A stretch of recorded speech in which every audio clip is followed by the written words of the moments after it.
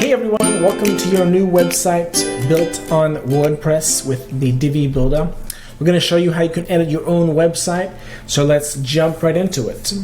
So the first thing we're going to do is go to your website in the address bar and use /wp admin. Hit enter.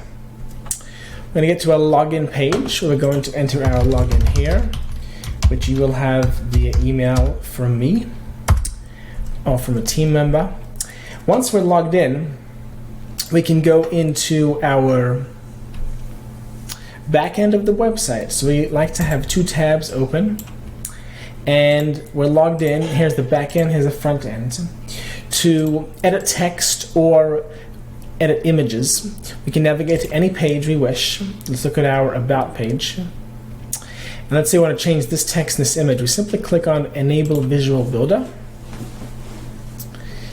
And we can wait for this to load up here. It's a visual builder, no code or any advanced knowledge necessary. If you see this pop up here, usually don't restore is fine. So these blocks are all blocks you can simply click on the settings, and then you can change your text here. See, I am changing text. We can click on the check mark at the bottom. To change an image here, we can simply click on the image. So let's add a new image instead. Image. Type in image, search for an image block. And let's add an image. Okay, we're going to add this image right here. And then we can click on the check mark. If I want to change this image, this is a past client of ours. We'll click on that gear, click inside here, or click on the gear, whichever option you prefer. It goes to the same place, so we can change it to a picture of me. And there we go. Click on the checkbox and click at the bottom at the purple circle and click Save. We're all set. Once it saves, it'll say a check mark at the bottom. We go to Dynamic Click, and now you know how to edit images and text on an already existing page.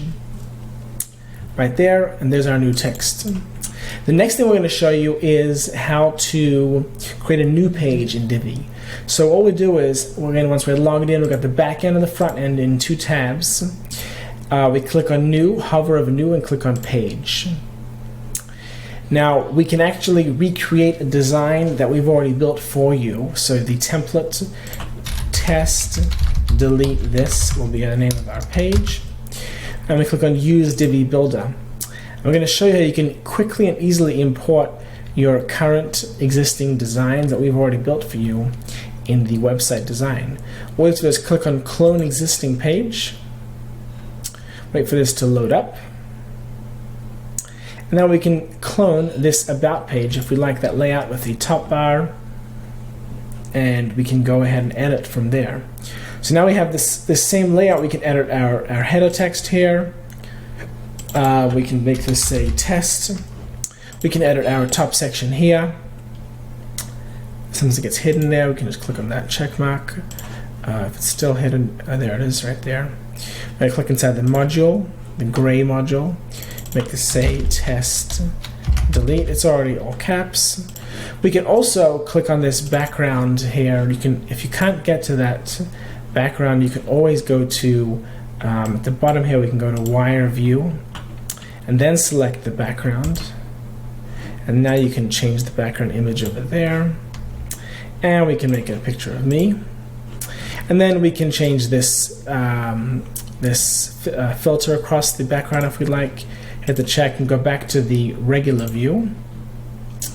And there's the changes. We can hit Publish. And once it's published, if we do Exit Visual Builder, you are all set. We're going to show you how to edit the menu at the top over here. That's in the back end. Appearance, Menus.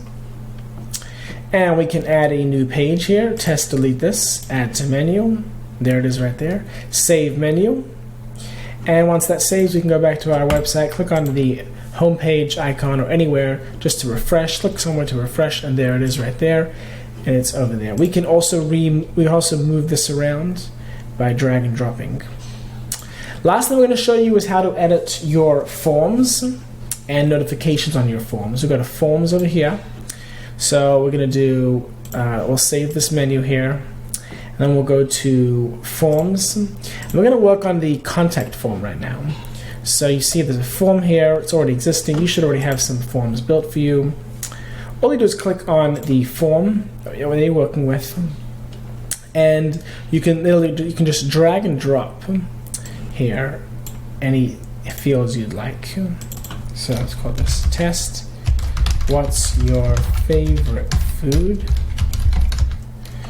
And then hit update. We can also now change who gets the notification. So if we go back to this before that, let's check out the changes here. It's right over there. And one thing you'll notice is that the way to insert a new form into your website is actually not the typical way. We don't do it by clicking in the module and pressing the plus as you do with other areas. Over here we can click on the plus to add a area, to add a text. The way we do it is, if you click into here, you'll see that it's actually a piece of code. It's a short code, and it's very easy. There's no coding knowledge necessary. All you have to do is go to Gravity, Forms, Short Code. The first result right over here will give you a piece of code right there.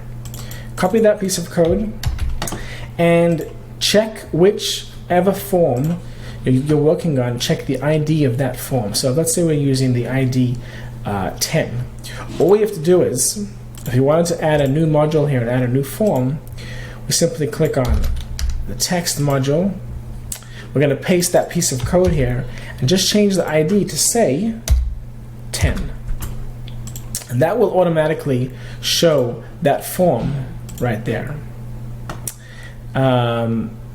If you exit the Visual Builder, you'll see that the form is pulling now off the back end of your website. And that same form we can edit over here, as I showed you before. We can simply click into here and we can add anything you'd like, hit update, and go back to this page, refresh. And you'll see that new choice right over here. We didn't add any info. Last thing I'm going to show you is how to change the notifications for who gets email notifications. Simply click on Settings, Notifications, and then click over here. We can change this email. So we can make this be your name at. And the cool thing is we can actually separate with a comma to add multiple people. So we can click on here, we can do sarah@name.com, comma, etc. As many as you'd like right over here. Don't forget to test your forms, make sure you're receiving the emails. And that's it for today.